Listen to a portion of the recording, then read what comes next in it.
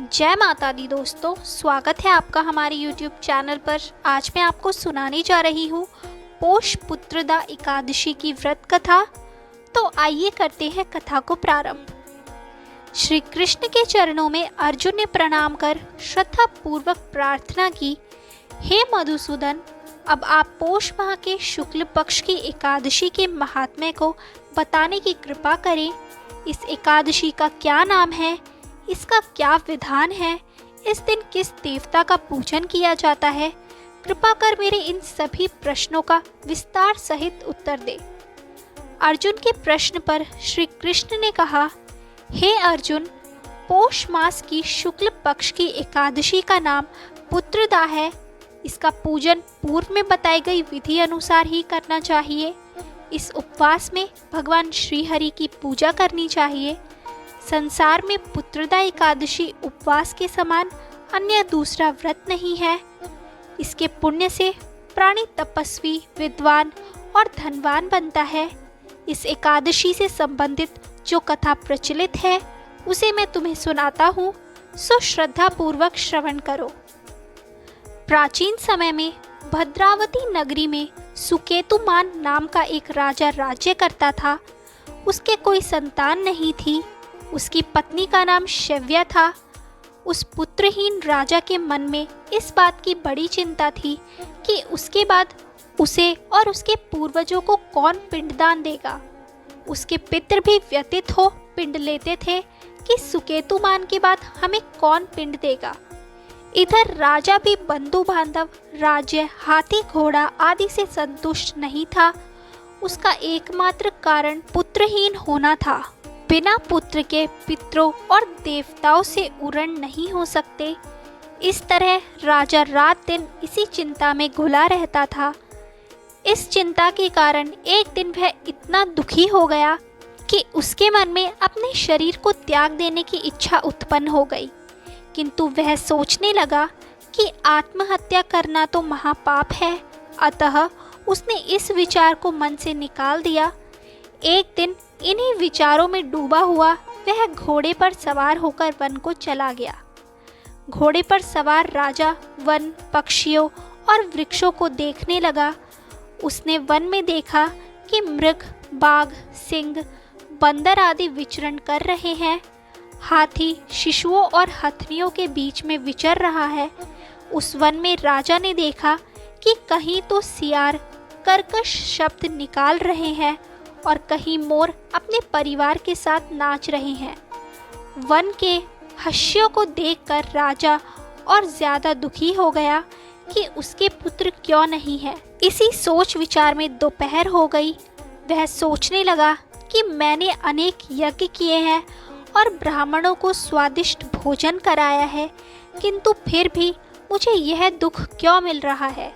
आखिर इसका कारण क्या है? अपनी व्यथा किससे कहूँ? कौन मेरी व्यथा का समाधान कर सकता है? अपने विचारों में खोए हुए राजा को प्यास लगी। वह पानी की तलाश में आगे बढ़ा। कुछ दूर जाने पर उसे एक सरोवर मिला।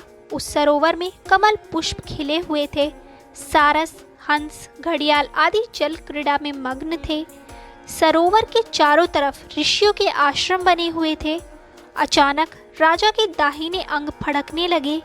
इसे शुभ शगुन समझकर राजा मन में प्रसन्न होता हुआ घोड़े से नीचे उतरा और सरोवर के किनारे बैठे हुए ऋषियों को प्रणाम करके उनके सामने बैठ गया।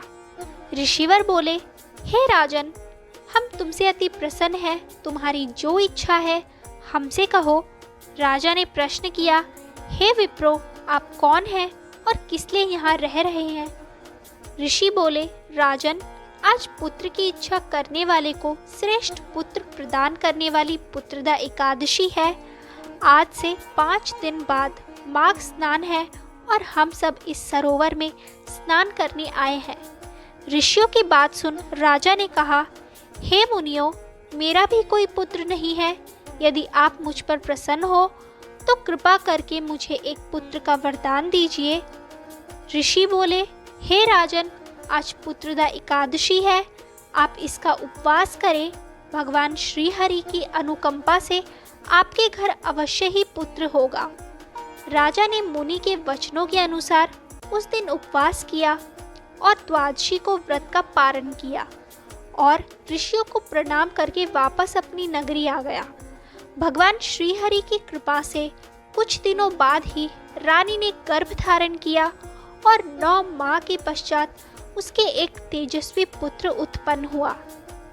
यह राजकुमार बड़ा होने पर अत्यंत वीर, धनवान, यशस्वी और प्रजापालक बना।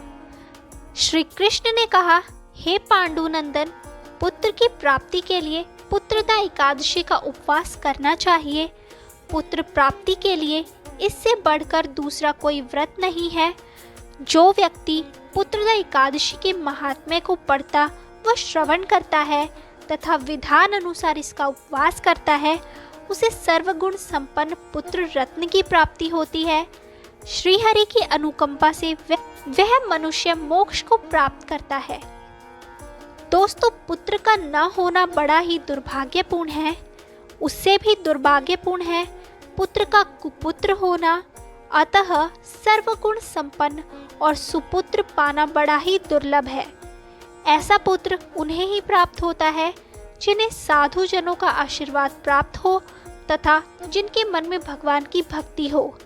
इस कलयुग में सुयोग पुत्र प्राप्ति का श्रेष्ठ साधन पुत्रदा एकादशी का व्रत ही है। तो दोस्तों, ये थी पोष पुत्रदा एकादशी की व्रत कथा। आपको ये कथा कैसी लगी हमें कमेंट करके ज़रूर बताएं। अच्छी लगी हो तो हमारे चैनल को सब्सक्राइब करें और शेयर करना ना भूलें।